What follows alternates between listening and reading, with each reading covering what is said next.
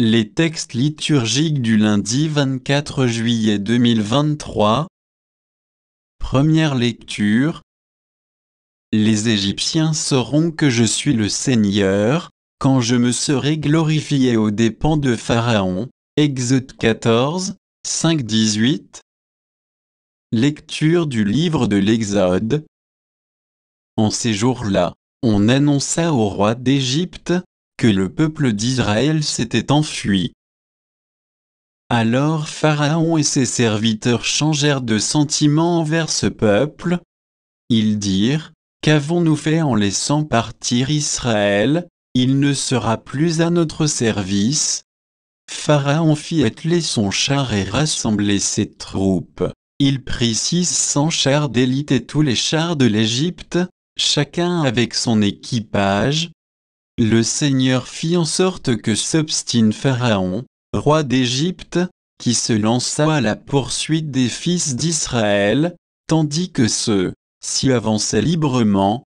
Les Égyptiens, tous les chevaux, les chars de Pharaon, ses guerriers et son armée, les poursuivirent et les rejoignirent alors qu'ils campaient au bord de la mer, près de Pi-Hahiroth, en face de Baal-Zephon.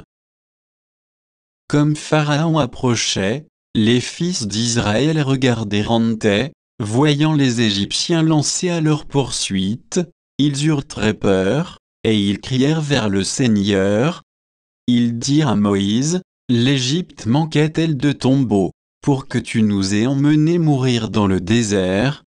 Quel mauvais service tu nous as rendu en nous faisant sortir d'Égypte? C'est bien là ce que nous te disions en Égypte: ne t'occupe pas de nous, laisse-nous servir les Égyptiens. Il vaut mieux les servir que de mourir dans le désert. Moïse répondit au peuple: n'ayez pas peur, tenez bon. Vous allez voir aujourd'hui ce que le Seigneur va faire pour vous sauver. Car ces Égyptiens que vous voyez aujourd'hui, vous ne les verrez plus jamais. Le Seigneur combattra pour vous, et vous n'aurez rien à faire.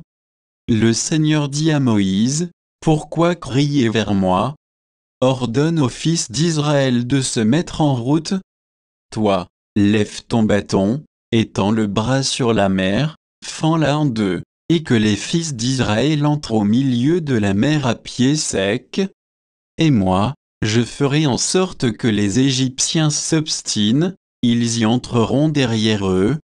Je me glorifierai aux dépens de Pharaon et de toute son armée, de ses chars et de ses guerriers.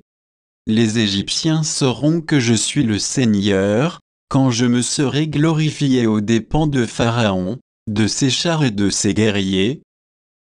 Parole du Seigneur. Cantique. Exode 15, 1, 2, 3, 4a, 4b, 5, 6. Je chanterai pour le Seigneur. Éclatante est sa gloire, il a jeté dans la mer cheval et cavalier.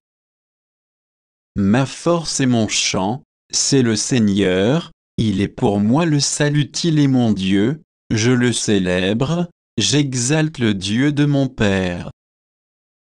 Le Seigneur est le guerrier des combats, son nom est le Seigneur. Les chars du Pharaon et ses armées, il les lance dans la mer. L'élite de leur chef a sombré dans la mer Rouge. L'abîme les recouvre, ils descendent, comme la pierre, au fond des eaux. Ta droite, Seigneur, magnifique en sa force. Ta droite, Seigneur, écrase l'ennemi. Évangile. Lors du jugement, la reine de Saba se dressera en même temps que cette génération. Matthieu 12, 38-42. Évangile de Jésus-Christ selon saint Matthieu. En ce temps-là, quelques-uns des scribes et des pharisiens s'adressèrent la parole à Jésus: Maître, nous voulons voir un signe venant de toi.